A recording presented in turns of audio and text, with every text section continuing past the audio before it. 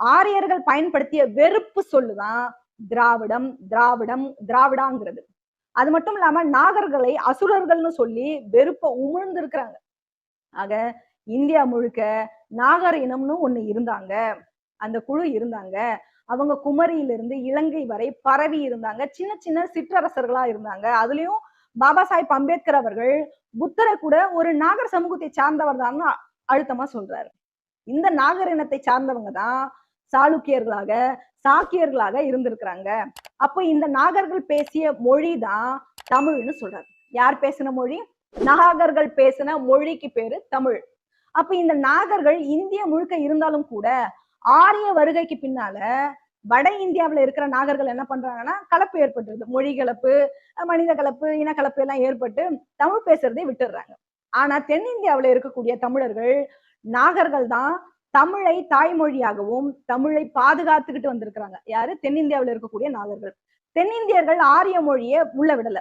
தென்னிந்தியாவில ஆந்திரா, கர்நாடகா, கேரளா, ஒரிசாவினுடைய ஒரு பகுதி, தமிழ்நாடு, இவங்க எல்லாருமே பாத்தீங்கன்னா அவங்களுடைய மொழியை பாதுகாத்து வச்சிருக்கிறாங்க. வட இந்தியாவில இருக்கக்கூடிய நாகர்கள் முழுக்க முழுக்க ஆரிய கலப்பு ஏற்பட்டதால அவங்க மொழி பேசுறதே விட்டுறாங்க. அதாவது தமிழ் மொழி பேசுறதே கை விட்டுறாங்க. சமஸ்கிருதத்தோட சேர்ந்த இந்தியையும் உருதையும் பேச ஆரம்பிச்சிடுறாங்க.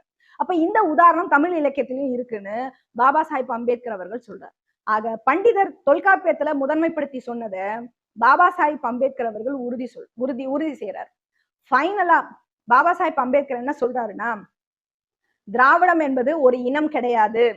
திராவிடம் என்பது மொழி குடும்பம். மொழி திராவிடம்ங்கிறது மொழிதான்னு திரும்பவும் சொல்றாரு. தமிழ் மொழியில இருந்து பிரிஞ்சதுதான் துளு, கன்னடம், மலையாளம், தெலுங்கு போன்ற மொழிகள். தமிழ் பேசியவங்க நாகர்கள், அவங்க திராவிடர்கள், அவங்க தான் தமிழர்கள்னு சொல்றாரு. தமிழ் பேசியவங்க தான் நாகர்கள், அவங்க தான் திராவிடர்கள், அவங்க தான் தமிழர்கள்னு சொல்றாரு. அப்போ திராவிடம் என்பது இனமே கிடையாது. இனம் என்பது நாகர்கள் தான்.